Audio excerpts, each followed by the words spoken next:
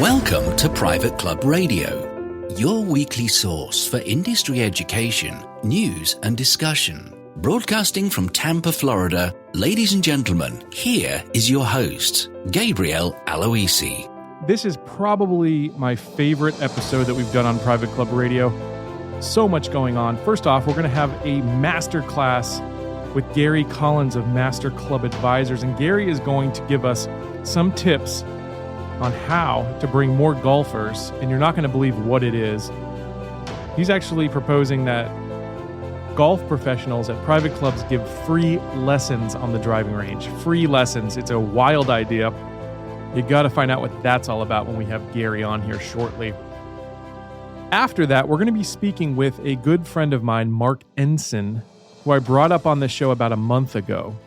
We're going to talk about the art of the storytelling, and you're going to want to have your food and beverage folks listen to this episode because there is a tip about throwing private events and weddings that you have to hear. You literally have to hear. It's one of the best tips that's ever been shared on Private Club Radio. So between these two pieces of advice, how to bring more golfers to your private club and how to drive more revenue to your F&B department through the events that your club puts on, this episode is worth the price of admission. I've got some really exciting news to share with you. The pre-order for the Definitive Guide to Membership Marketing book is now sold out. Thank you to those of you who bought a copy, who pre-ordered a copy. You got those free gifts. You got the special price. A lot of you actually made a donation to the PCMA Scholarship Fund by doing that. So someone's going to go to the national conference because of you.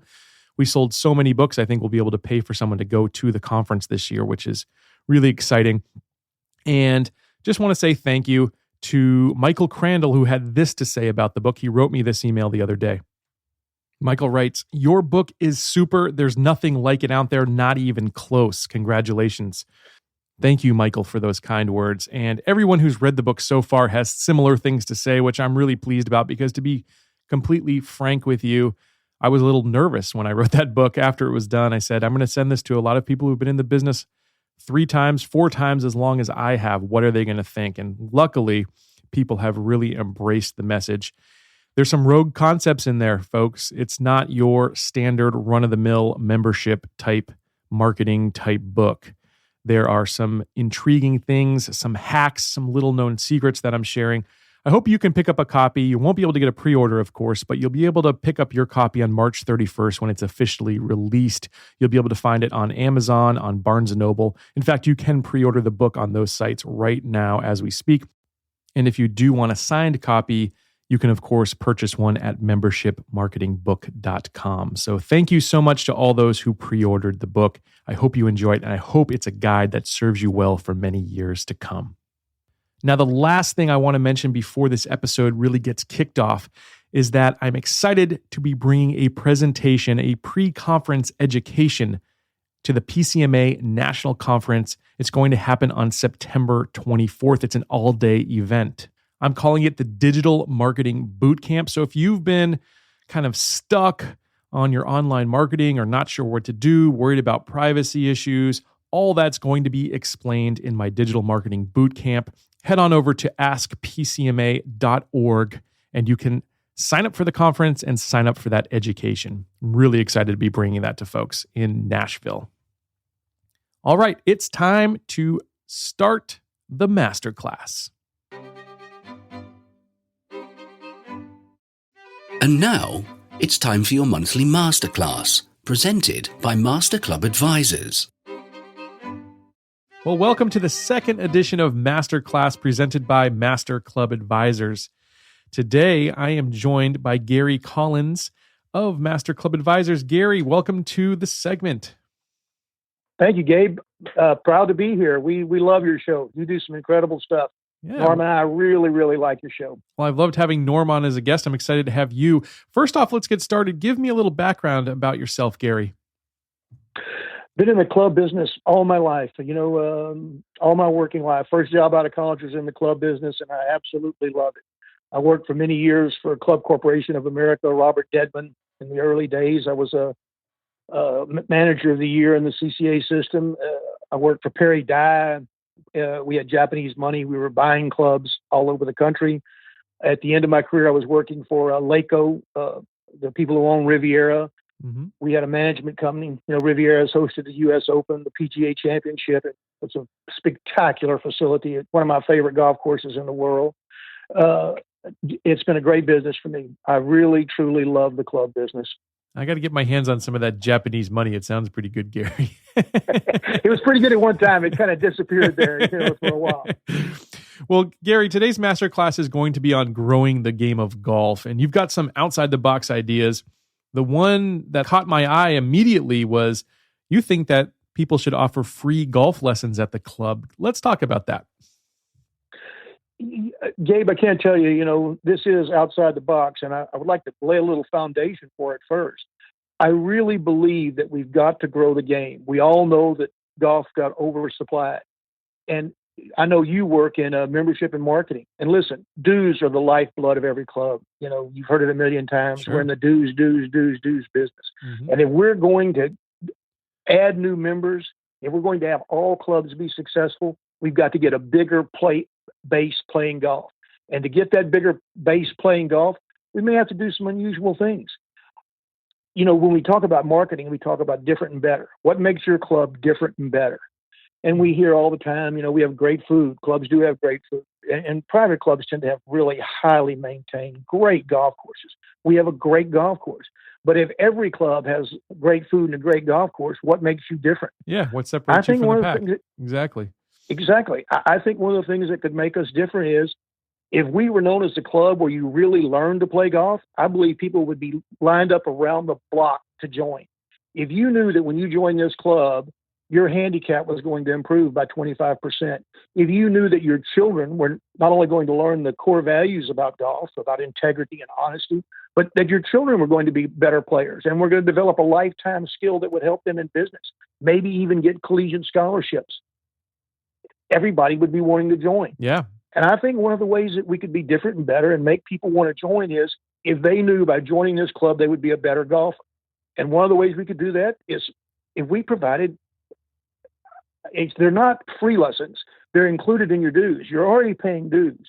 If we had an assistant pro on the range 4 hours a day, every day from 3 until 7 o'clock in the evening, and all he did was walk up and down the range and give people pointers and help them with their game and go over to the short game area. If everybody was really learning to play the game better, I think it could be incredible. I think you're right about that. My own dad, he's a former PGA professional, and he likes to just go to driving ranges and do that. He doesn't charge anybody, but he'll just go and give people pointers. And it's just something that he gets a kick out of. And then, of course, people enjoy playing the game of golf when they can then play it a little bit better, for sure. For sure. It's so unusual that you say that about your dad, because if you talk to great pros, nearly all the great pros have always done some version of this. The great pros are always out there interfacing with their members. They're out there on the range talking to their members. How'd you play yesterday? What were the issues? You're laying it off a little bit at the top. I mean, great pros have always done this, giving tips. I think if we actually institutionalized it and set it up and people knew it was there and available for them and their children, come down here between 3 and 7 every day, and we're going to have somebody giving you complimentary lessons. Now, many pros have been concerned because this is a source of income for them. It's a valid concern that it would eat into their income. I'm convinced if we got this going and people started getting to be better golfers in the free lessons they were getting, they'd start taking more individual private lessons. Sure. I think we could actually grow the pie bigger for the golf pros. Absolutely. Yeah. I think a lot of businesses will give you a little taste of their services, and if you like them, you'll buy more. I think that works in industries outside of golf. Why can't it work in this industry as well? 100% correct. I think part of the problem is it's just outside the box. You normally pay for piano lessons, you pay for dance lessons, you pay for whatever lessons that it is that you take in life, and we also pay for golf lessons. That's just the way we play. Sure. And they're relatively expensive, and especially if you're a poor player, it's hard to justify spending that money when you feel like you're not getting better. But if you were getting those as part of your dues and you were getting better and better, I think it could be very powerful, not only in growing the game, but in growing the membership of the club. Yeah, I think you're right. And maybe even converting some of those social members, people that maybe are scared to take the leap up in dues and in membership, if you get those social members out on the range practicing, they're probably going to be more likely to turn into golf members and pay more of those dues. Gabe, you have hit such an excellent point, particularly here in Florida. Many of our gated communities include membership, but you have a choice between golf and social. And many of those clubs they don't have enough golf members. They need that premium dues payer. Right. And it's because many people worked hard all their lives. They were very successful. They built a good business. They buy a beautiful home on a golf course because it looks beautiful, but they've never played golf in their life. I firmly believe that if we worked on this lesson program, we could convert a large number of social members to golf members. Mm-hmm. They're interested. They kind of want to play, but they're just, they're not at ease with the game. They don't even know the basic, how to repair a divot, or they feel uncomfortable about the game. And if we made them more comfortable about the game and helped them learn to play it, we would convert them from social to golf members. And the financial impact that could make on the health of the club is incredible. Mm-hmm. Imagine the average club that's short of golf members. If they converted 50 of their social members to golf members within the next 6 months, do you realize the difference that would make in the financial health? Sure. Incredible it would be. And they're already customers. And that's always my thing when I'm talking to clients, is that the easiest person to sell to is someone who's already bought. And if they're already a social member, they're already in touch with your brand. They already know about you. They already like you. They already trust you. It's just letting them take that next logical step in the process. I love what you said there, because, our greatest source of members are existing members. We want to reach our existing people. It's obvious you're a guy that markets to clubs. It's funny, when I was presenting this to a club, some people got excited about giving it to the new people and said, well, we don't want to do this for our existing members because it'll take away from the pros. I'm like, oh my God, don't be crazy. You can't give the new members something that you didn't give the members. Give this to the members and they will bring more members to you. Right. I mean, you have nailed it. You have absolutely nailed it. If we make them have fun, they already know us, we make it part of it, we can convert those members. I love it. I think that would be a home run, Gary. I'd love to see some clubs start doing that. What other ideas do you have for growing the game, Gary? Well, there's 1,000 of them out there, and this is going to tie to this very closely. I'm going to talk about scoring keys, and you're going to read more and more about this. Scoring keys is a trademark name by golf course architect Jan Beljan. Little plug here. Jan is my better half and one of two women golf course architects. All right, so you won't have to pay her for mentioning it on the show. We won't have to pay the copyright infringement fees, huh? Yeah, exactly. But this is a great program, and it's a great name. So many, when we said family tees or forward tees or senior tees or women's tees, those were exclusive. It's this group. Scoring tees is inclusive. Everybody wants to score. Everybody wants to play better. So by calling these things scoring tees, it really made a difference in how they were perceived. There's a lot in the name. Words are very, very powerful. Yeah, you're right. Scoring tees she set these up at Pelican's Nest in the first place. They're now at 2 or 3 clubs that she's got in. They're only about 4,000 yards. But here's part of what really made scoring tees work. And it ties into growing the game, because if you want to play better, chip and putt is where the scoring is. That's right. And so if we can chip and putt better, we play better. If we can get our short game better, we play better. She set up the scoring tees, and many people thought they would be for the women and the seniors in the beginning. But at Pelican's Nest, the golf pro there got really behind it, Chris Sheehan, a great guy. And he started having play with the pro days from both the scoring tees and the back tees. And they got a group of the single-digit handicappers who started playing the scoring, then play their regular 18-hole round. And USGA wouldn't like us to talk about this, but it'll shock you, but people gamble on the golf course. Oh my gosh. $dollars in the pot. They started throwing a few dollars in the pot and going back out for an extra 9 holes on the scoring tees. Mm-hmm. Yeah, nice. When the single-digit handicapper started playing the scoring tees, all of a sudden it removed all the stigma associated with a forward tee. Sure. There's some real interesting facts about this. Many collegiate golf coaches in their collegiate program have their players play the most forward tee one day a week just for practice, because it isn't about just wailing on your driver as far as you can hit it. It's about golf course management. Right. Where do I put this ball to be able to get it get it close as possible to make birdie? The point of the long story is it turned out to be an incredible success. I want to talk about that. It really helped. I think it's going to help grow the game. And again, in a community, this was in a gated community, it started converting social members to golf members. But the most amazing thing is, as you know, aging golf memberships are a problem all over the country, and particularly in Florida. Yeah. And they had older members who had loved the club and played golf a lot, but they had reduced to playing, they went from 5 days a week to 3 days a week to 2 days a week to 1 day a week. Well, once they started playing the scoring tees and it was easier on them and easier on their body, all of a sudden they're playing 3 and 4 and 5 times a week again. It's a lot easier to hit a 9-iron or a pitching wedge than a 5-wood all the time. Exactly. Cart fees went up, green fees went up, guest fees went up, rounds went up. I mean, this was a home run. You can't just build them, though. This is almost build it and it'll happen. You have to program around it. You have to have fun things to do. One of the things that Chris Sheehan did was he started having a short game championship playing the scoring tees. Nice. So the club has a short game championship, and you play the short tees, and you become the club's short game champion. Yeah. This was really a fun thing. And he's a good player. He's a very good player. He played from the tips one day in a play with the pro thing and shot 69. He played from the scoring tees the next day and shot 71. He's like, how can he reduce the course? It reduced the course by 3,000 yards. Yep. No, it's totally true. And you're not used to hitting some of the shots or some of those clubs in your bag, and it gives you a whole another layout of the course. It's really cool, I think. It really is cool. And think about this, Gabe. For a club, it's like almost building a new golf course without building one. Right. All of a sudden, you have 27 holes, not just 18. You have your regular 18-hole course, and then you have this executive course that you can play within it. Sure. In this particular case, they were redoing bunkers, and so they did this for practically no cost at all. When you're moving the bunker sand out, they were going to have to get rid of the old bunker sand. They were going to have to haul it off. That was actually hauling costs.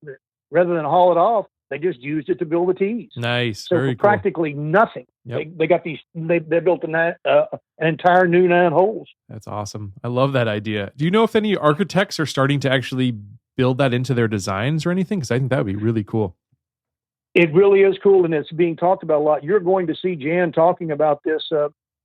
I think she may be in a program for this year's U.S. Women's Open. She may be in a program for that. Jan is working through the chairs of the American Society of Golf Course Architects, and in 2 years she will be the president. Wow. And it's been published in a couple of magazines now. I think there's always been, forward tees, but this is a new concept and a different name, and that name is important. Yeah. Scoring tees. It's inclusive. Everybody plays it. It's not just for juniors, not just for women. It's not just for juniors. It's for if you want to score better. Yep. I love the name Scoring Tees. I do too. That's excellent. Those are 2 incredible ideas, Gary. And I hope we can get back on another edition of Masterclass to get even more of those ideas. But our time's coming to an end here. But I want to first congratulate you, Gary. You have raised a lot of money in the FLCMAA Seminole Region Children's Charities. Over $6 million to date, actually, since inception. You're raising about $500,000 per year for that charity. Tell us about the award that you're going to be receiving this week. Gabe, I'm so glad you asked me about this. I love this thing. And by the way, it isn't me. It's all of the Seminole region. We have a committee of 9 guys that are absolutely incredible. JDPA Boca West started this 26 years ago. I've been on the committee for 18 years, and it's been selected as one of the premier charity events in the nation. This thing is over the top. I've got to get you down here as my guest one year. Okay, there's a gala the Sunday night. There's a gala the Sunday night before, and there's a tournament on Monday. It's an absolutely fabulous event. But we had been going along reasonably well for a number of years, and we were sort of reaching a point where we were stagnant. We were looking for new sources of income. And so 7 years ago, I started a marathon golf program. And people play as many holes of golf as they can play in one day. Really? They have a lot of fun. More if you're playing from those forward tees, I think, actually, from the scoring tees. From the scoring tees. No question. You move up once in a while just to save your back a little bit. I played 154 holes last year. Wow. But I had 22 teams at 22 clubs. I'm getting the award. And listen, I love getting the award and getting to stand up there and be recognized and get the award. But believe me, it wasn't me. It's everybody. Every marathoner, every marathon supporter, everybody that works on this, everybody that works on the committee. It's an incredible experience. But we started this thing 7 years ago with Marathon Golf to add to. Marathon Golf is one part of the Seminole Region Charity Tournament. It's composed of 3 parts: Marathon Golf, the gala on Sunday night, and then the regular tournament on Monday. We've now reached a point. Last year, Marathon Golf raised $210,000. Wow. Of the $500,000, $600,000 in total that we raised. So we've now reached a point that approximately 40% of the income comes from Marathon Golf. It all goes to South Florida Children's Charities. And so Unicorn Foundation, which is one of those charities, is recognizing me this Saturday night. I'm very excited about this. Congratulations, Gary. Thank you so much for joining us on this edition of Masterclass and sharing your tips with us. Had a wonderful time chatting with you, and I hope to speak with you soon on another edition of Masterclass presented by Master Club Advisors. Thanks, Gabe. Always fun to talk to you, my friend. To learn more about Master Club Advisors, visit them on the web at masterclubadvisors.com and join us next month for another masterclass.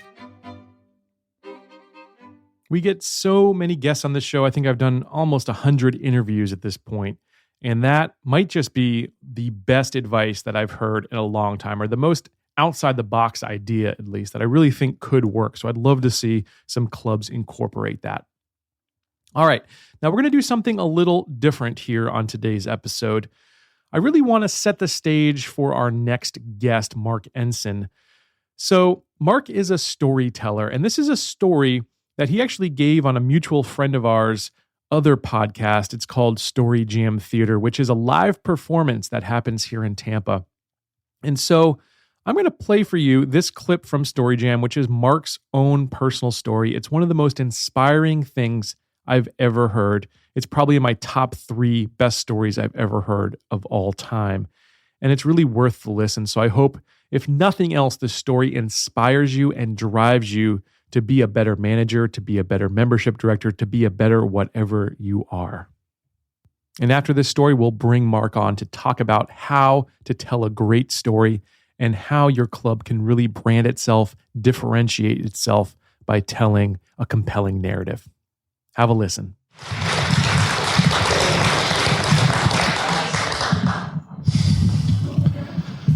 So I graduated from Berklee College of Music with a degree in music performance and a dream to work on Broadway. I wanted to perform on a Broadway stage, which in and of itself is actually pretty funny because at the time, I'd never actually been to a Broadway show. I didn't graduate from High School Musical, and college was nothing like the movie Fame. But for me, as a professional musician, there was nothing more exciting or big than working on Broadway. That was the epitome of success to me as a professional musician. So that's what I went after. And so like any good college student dreams of, I moved back in with my mom after I graduated. And she lived right outside in New Jersey. And so it's very easy for me to get into the city. But at the time, the internet was in its infancy. So all we really had, there wasn't that much information online. There was just pretty much chat rooms and porn. And I had exhausted both of those. So it was time to actually come up with another plan. So I would head into the city every night and go to the theater and go to every theater that I could possibly find that had a Broadway show, and I would steal a playbill. And my plan was that if I stole this playbill, I would have the name of everybody that performed that show, everybody in the orchestra.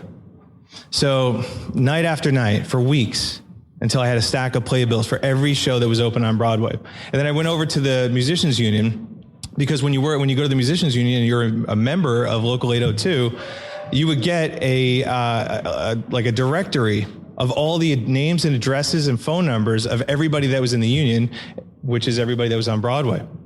So I went over to the union and they said I couldn't join. Apparently you can't join unless you have a gig, but you can't get a gig without joining. So it didn't make any sense. So I did what any rational person would do. I went into the city the next day with a wire cutter and I stole a phone book from a payphone at the train station. And in that phone book, I was able to get about 50% of the address, the names that I had found in these playbills. And so I started writing I wrote them a letter, sent them a resume, sent them a demo tape, and sent out about 100 of them, and nothing. Didn't get a single call. So a week later, I tried back. I said, oh, let me call them. I'll follow up, make sure they got it. Maybe they didn't get it, didn't put enough stamps on it or something. And so I called every single one of them, and I heard the same thing. You're too young, too inexperienced, you're not very good, you need to practice, you don't know enough people, you wasted your money on your education. I was okay. But there's one guy, his name was John Monaco, and he was a musical director for a number of shows. And so he was actually pretty nice to me compared to everybody else. His story was, I can't talk to you. I got your package. I can't help you. You're not a member of the union. Go join the union, and I'll be happy to help you. I said, okay. So the next day I run over to Local 802, and I said, hey, I need to join the union. I was told by John Monaco that I should be a member. And so she said, oh, so you got the gig? So John Monaco told me to join the union. What do you think? So she goes, oh, that's great. Oh, congratulations. I got the congratulations. Apparently John Monaco is directing a new show, and they thought I was the bass player. So I got him. So from that point on, I was a card-carrying member of Local 802. And so I went home. I raced home, and I called John Monaco, and I said, hey, look, I got my card. Here's the number. What do I need to do? And he said, okay, well, you're barking up the wrong tree. You don't need to be talking to musical directors. You don't need to be talking to guitar players and drummers and trumpet players. You need to be talking to bass players. That's who you want to replace. That's who you want to sub for. Call the bass players. I said, great. So I called all the bass players that day. Just picked up the phone, just started dialing, calling every bass player. I heard that I wasn't experienced enough. I wasn't good enough. I was too young. I didn't know what I was doing. I wasn't connected enough. My education was a waste of money. So that wasn't going to deter me. I figured, I started thinking about it, gave it a week or two, and it occurred to me that I have nothing to offer these people. They have a gig that I want, and I'm giving them nothing in return. I just want something. So I got to fix this.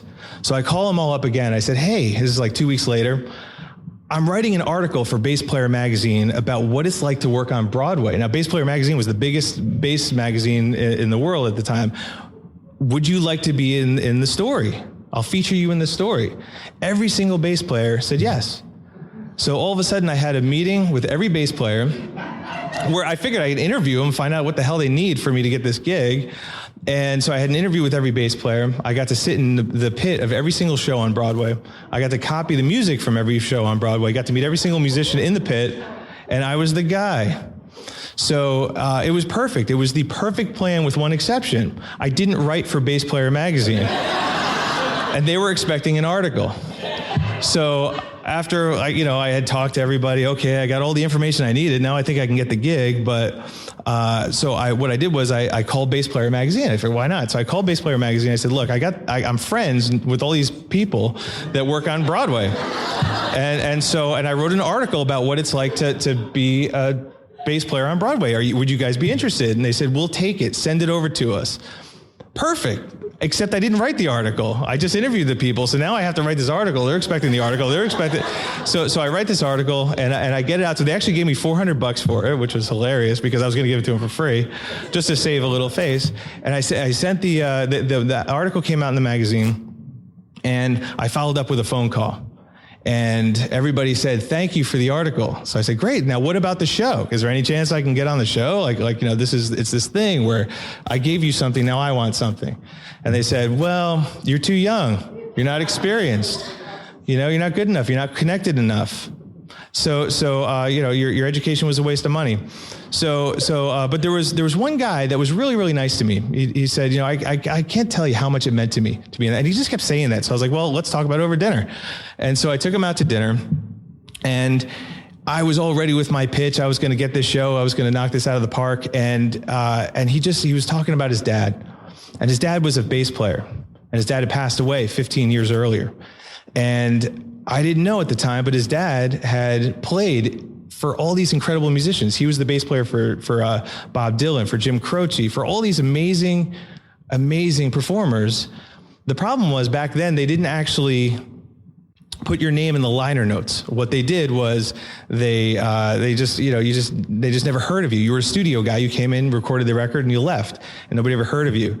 And he died, and he never got the notoriety that he wanted. Now here is this guy that's been struggling with this his entire life, and he now got the notoriety that his dad never got.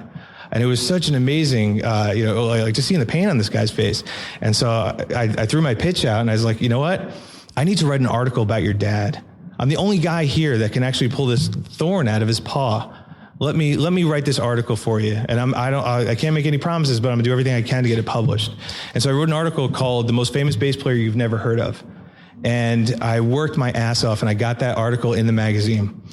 And, he and I like hung out, and we listened to, records. He told me stories. I saw pictures of Bob Dylan with a cigarette pushing the baby carriage, and that was him. It was amazing. And so the article came out, and it never followed up. I didn't do the pitch, and I didn't do the now what do you have for me? Because it suddenly wasn't about that anymore. Like, this is about what I can do for him and how I can give to him and add value, and then just walk away. So about a month after the article comes out, he calls me up and he said, hey, I just wanted to find out, what are you doing the second week in January? I'm going to give you a chance. On Sunday, the Sunday matinee is, I'm going on vacation, and I'll give you the Sunday matinee. But just keep in mind, if you blow it, you will never work on Broadway again. So it's October. I have 3 months. And so for 3 months, I ran the show in my bedroom 2 times a day.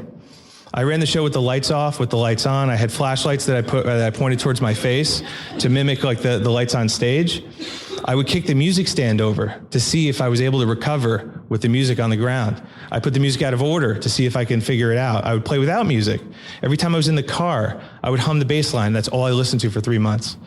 When on the weekends, on Saturday morning, I would head into the city, and I would sit back and I would watch backstage. I would watch the show behind the bass player for the 3 hours, 2 hours.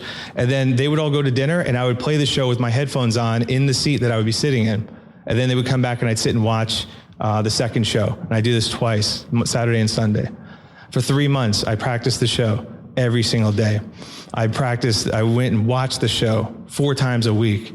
I lived and breathed and ate this thing.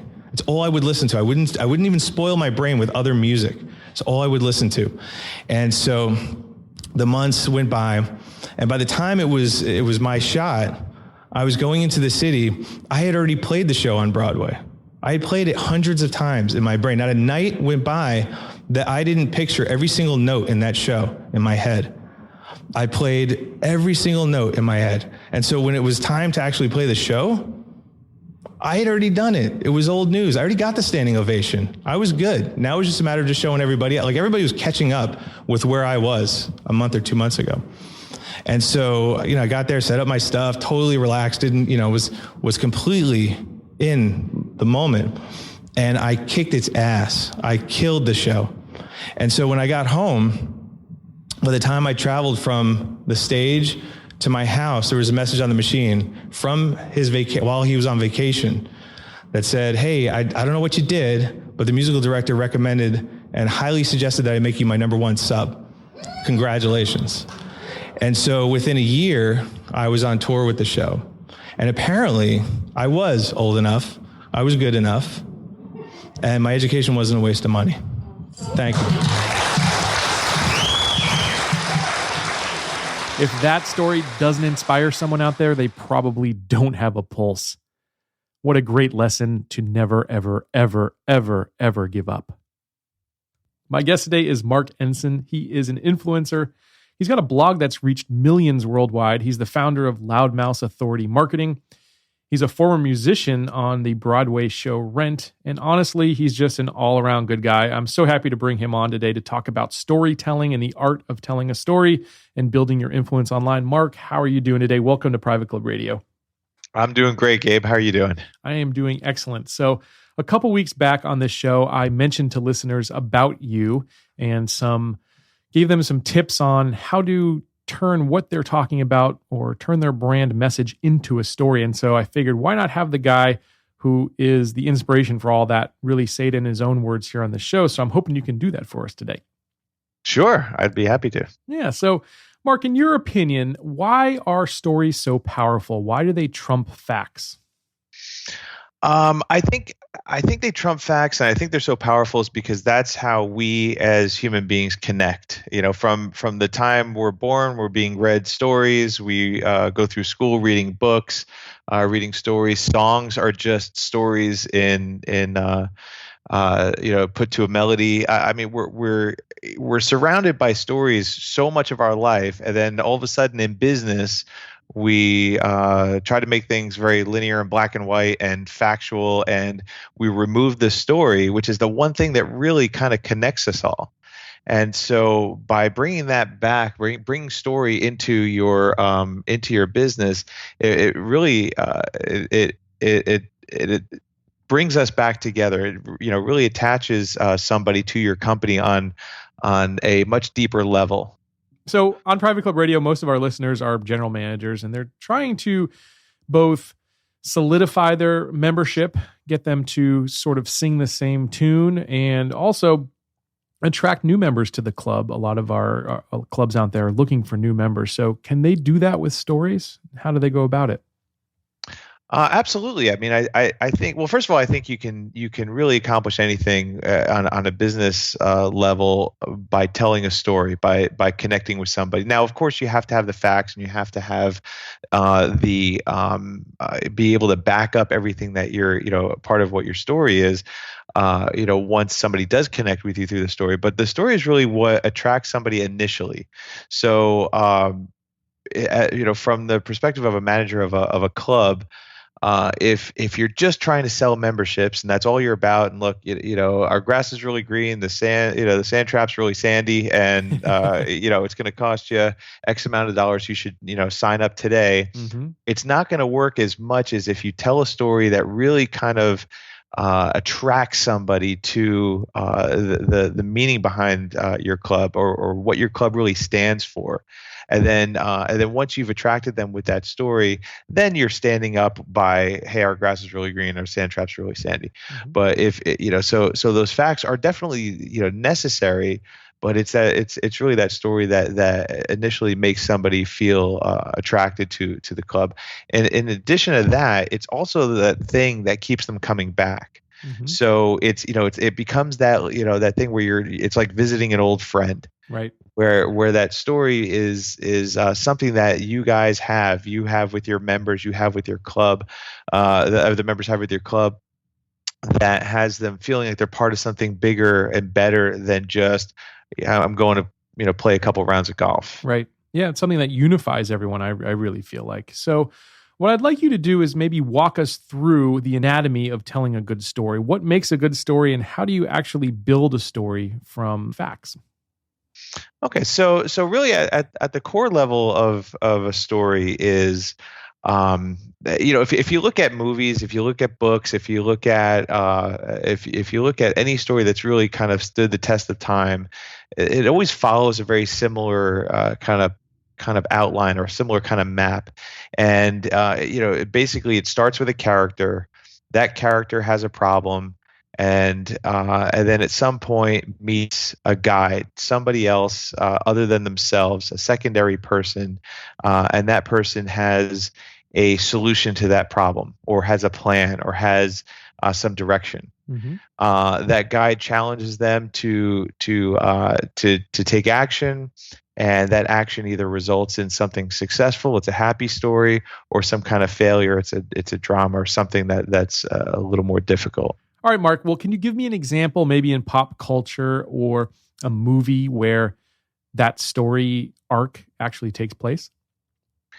Sure. So I think a great example that everybody probably knows is Star Wars. So Star Wars is you have a character. That character is Luke Skywalker. He has a problem. He's up against the dark side. It's a big problem.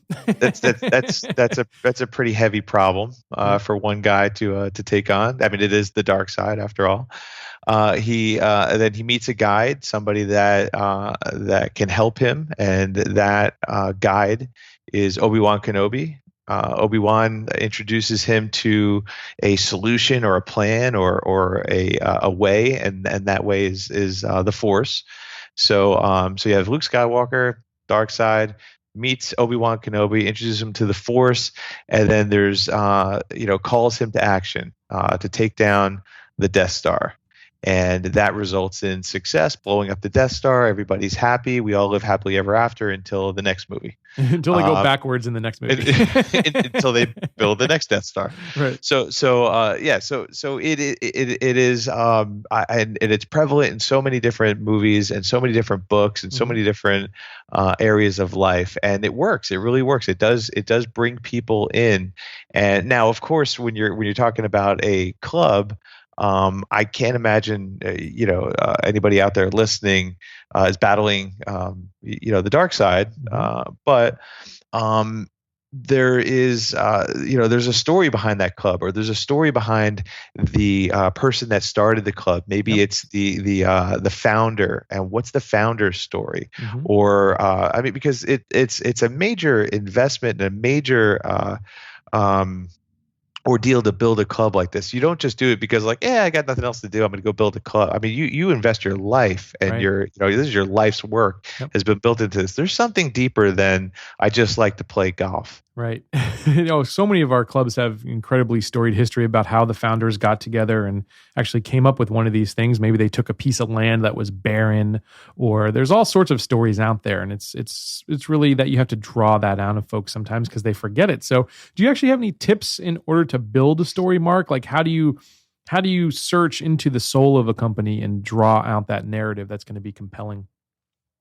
I'd like to start off by looking at it from a more human perspective. So if you ask anybody, the founder or a member of a company, the CEO, whoever it is, ask them what the company story is, they will toe the line and read back in 1982 we start, they will go into the factual part.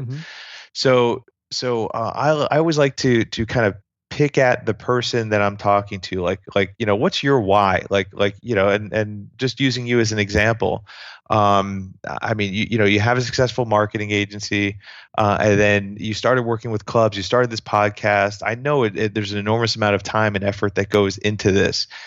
It's not just because you saw a niche in the market and just said, "Hey, look, I'm going to start a podcast and start talking to clubs," or it's because there's something much deeper there. So what is that thing in your case that has you wanting to do this, that has you connected with other, with wanting to talk about private clubs every week, on your podcast? Yeah. Well, the answer to that is something I've really never told too many people about.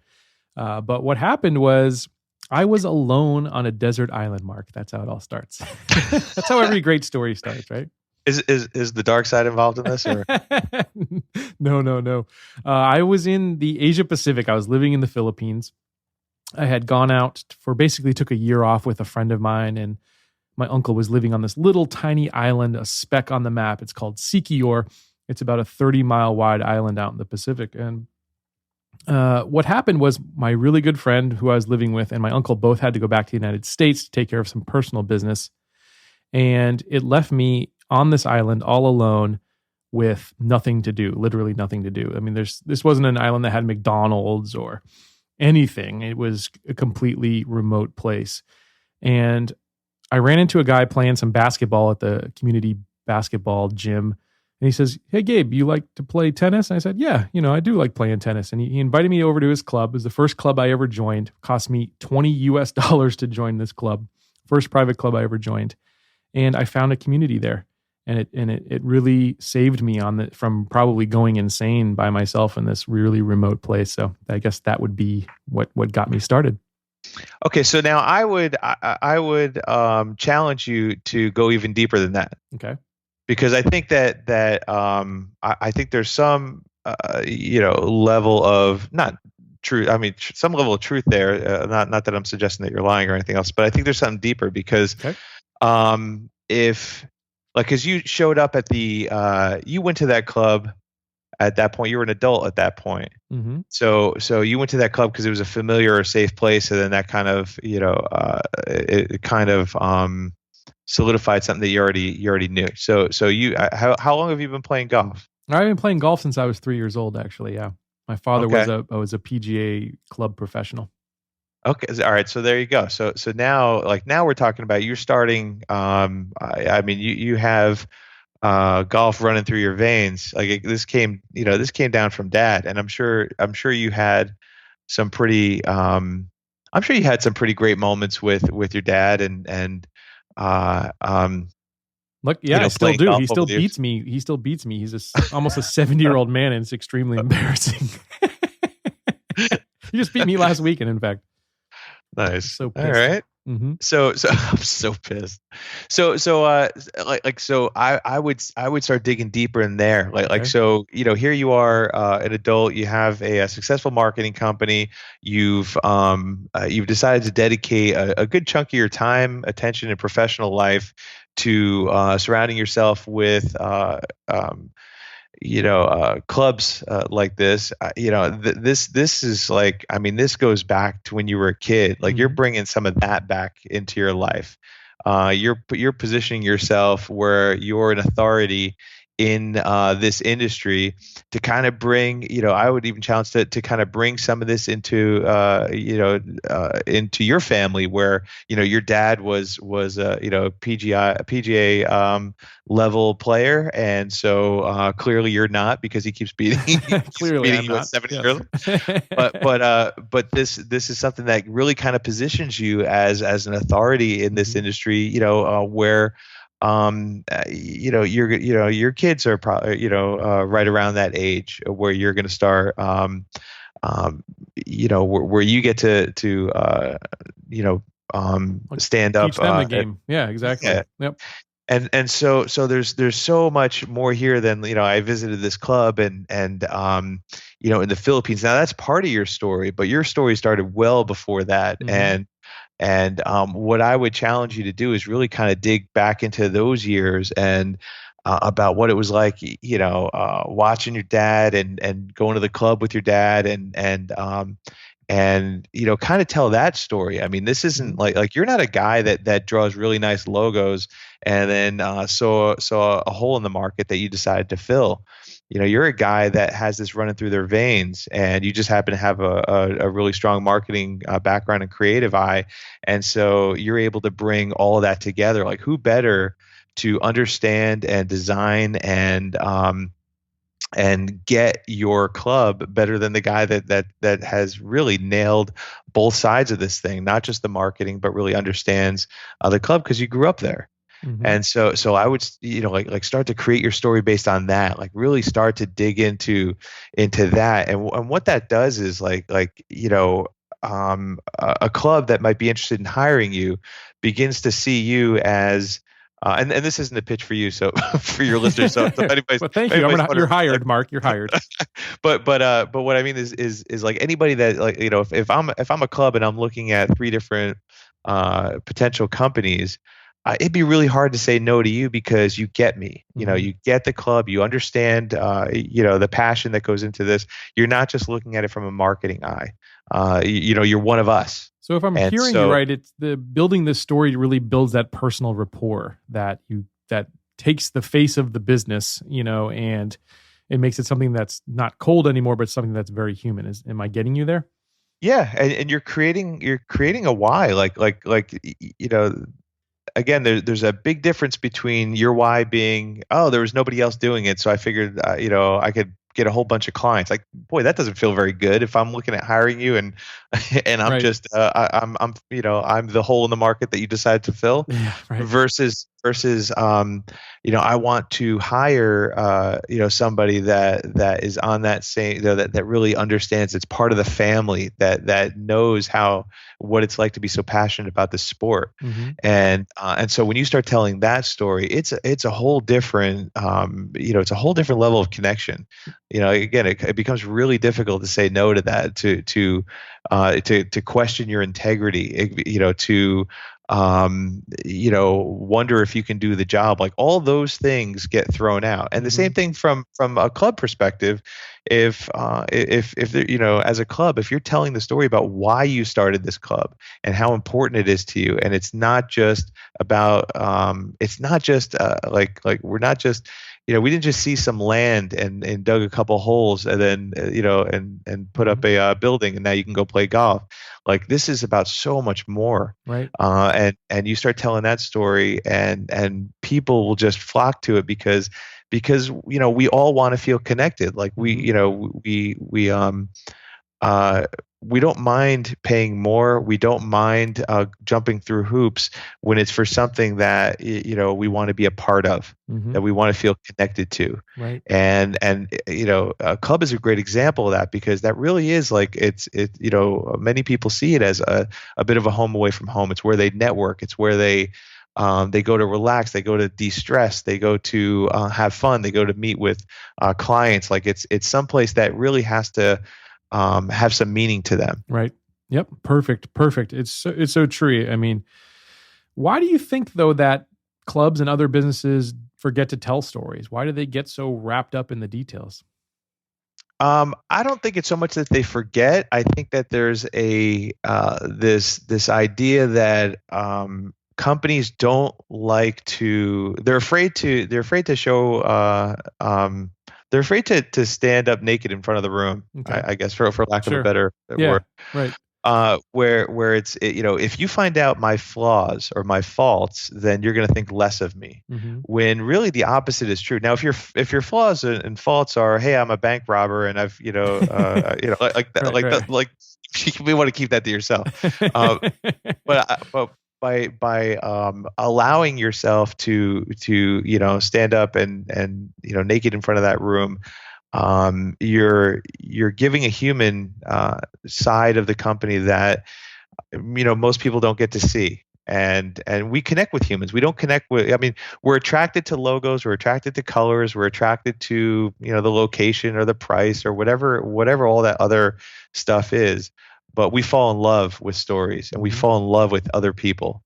And that's a big difference. That's the difference between, let's dip our toe in the water and see how it goes. And I am, making a commitment that I will be here, forever. Like, this is where I'm planting my flag, and my kids are going to be members, and my kids' kids are going to be members, because we are part of this family. So what are some ways to do that? Is it that you maybe go to your members and ask for testimonials or personal stories? How would you actually go about telling stories about the club? Well, from a testimonial perspective, I would talk to the members from a place of instead of asking them to, hey, would you mind giving us a testimonial? Because then they'll always say, oh, everybody here is really nice, and right. The bathrooms are always clean. Right. and like, all right. I mean, I guess those are things that you want. Bartender so that's good. Can make a mean old fashioned. Right, exactly. Yep.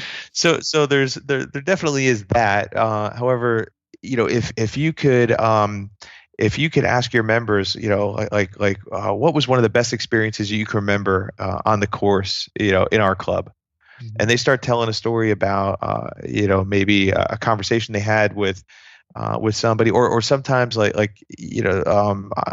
it's something that I decided to bring my wife. My wife doesn't really like to play, but I convinced her to come with me, and we played, and it was the worst score I've ever shot, but one of the best times I've ever had. Right. And so you start telling, they'll start to give you that kind of stuff, which is so meaningful and really will really make somebody look at it and go, yeah, I want some of that. Right. And if you can get those stories on video, or you can ask them like right as they're getting off the course, it's the best way to do it. I had it's a little unrelated, but it's not.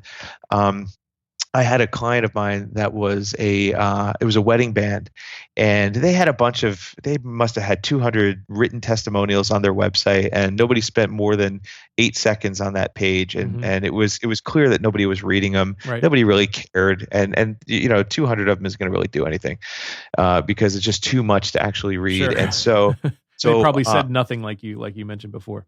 Right. So what I had recommended that they do was you have your iPhone with you, on the gig.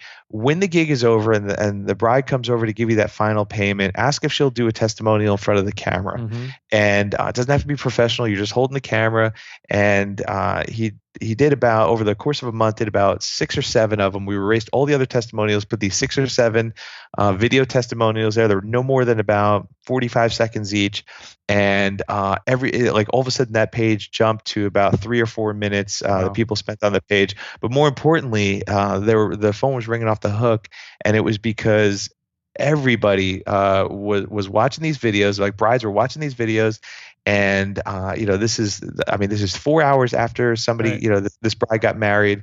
She was on top of the world, the happiest moment of her life, and he got it on video. It's the most And authentic time you could possibly get them. Yeah, that's exactly. And so what the result of that was, everybody that called said, I wanna feel the way that she looked and felt in that video at the Yeah. end of my Nice. wedding. Nice. And so that was all. Like, now it was just a matter of taking their pulse. Like, how do I get that? How do I Right. feel like that at the end of my wedding? Yep. And so if you can get those kind of stories instead of, or those kind of testimonials instead of your typical, the place is really nice, it makes a huge difference. And a lot of our clubs are looking to actively get in weddings and events and things like that. So that's actually a really good tip, Mark. I appreciate that so much for you sharing in that. Sure. Now, before we wrap things up, I want to talk a little bit about who Marc is and what you're up to. Just to give you the 30 to 60 second version, I started off my life as a professional musician and made my way onto Broadway through the show Rent. And from there, I found that I was really good at marketing. Like, I really got marketing. And that was one of the ways, between that and persistence, was one of the ways that I really was able to make a niche for myself in the world of music. And so I started a marketing company, and I started doing a lot of work for musicians and artists. And then I realized musicians and artists usually never had any money. So I kind of expanded that into corporate work, and started doing work for Nike, American Express, Travel + Leisure magazine. And this was back like 16, 17 years ago, when there wasn't that much going on as far as websites. Like, people didn't have websites, and the ones they did were just awful looking. Right. So it was very easy to kind of work your way in if you knew anything about website design.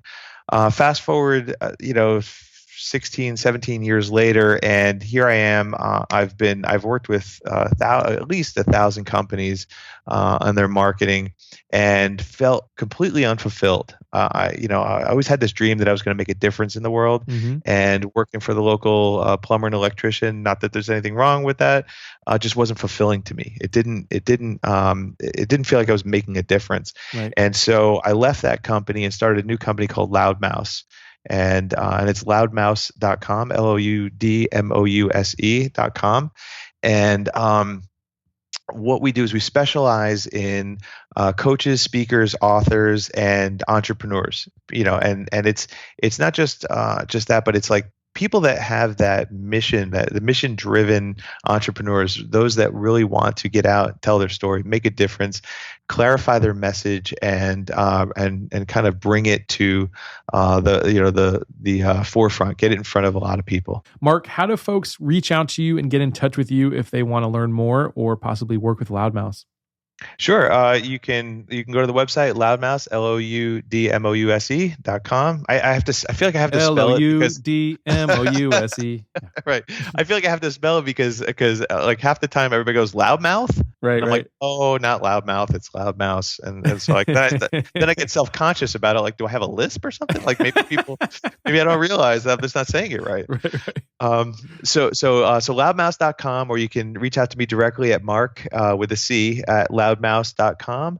Or you can also stop by my personal blog, which is marcensign.com, marcensign.com. Now, Marc, you also have a free gift for our listeners. What is that?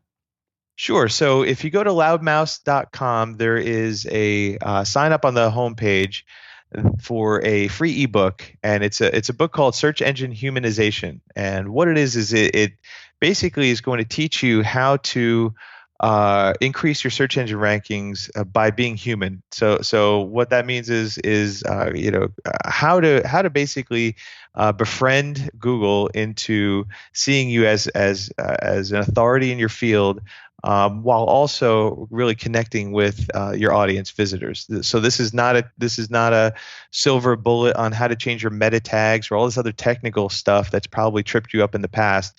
This is really about this is something that anybody can do, and it will dramatically increase your engagement. It will dramatically increase your search engine rankings and your and really connection with your audience. Ooh, I like that. What I'll do, I'll also put that link on your show notes page on the website. So if you guys want to check that out and download that from Marc, I'll put the link right there on so you can get to it. Marc, thank you so much for being on Private Club Radio today. So wonderful to have you, man. Oh, thanks, Gabe. It's an absolute pleasure to be here. Man, I'm going to be sad to wrap this episode up. It was such a good time. I enjoyed it immensely. I bet you did. Thank you for spending an hour here on Private Club Radio with me. I know you have a lot to do. You're busy, and I appreciate the fact that you tune into this show each and every week. I hope it's always a value to you. If there is something that you want to hear, a special subject, or something that we haven't covered, please go over to privateclubradio.com/vote and tell me about it. Let me know what you'd like to hear, because this show is all about you. Coming up in the coming weeks for Private Club Radio, we're going to do a little series on food and beverage. That was actually something that was requested by our listeners. And so, yes, I pay attention. I want to hear what you want to hear, and I will give it to you. I will find the best guests that can deliver on that subject for you. But I got to know about it. If I don't know about it, I can't do that. So please vote over at privateclubradio.com/vote. Also, don't forget to join the Facebook group, the Private Club Radio Listeners Forum. Just search for Private Club Radio inside Facebook. It'll come right up, and we are having a discussion over there about some of the episodes. You can connect with the guests on there. It's a good time. Until next week, here's to your membership success. Private Club Radio is brought to you by the Private Club Agency, the premier marketing and consulting firm dedicated to helping clubs increase and retain their membership. Visit privateclubagency.com to learn more.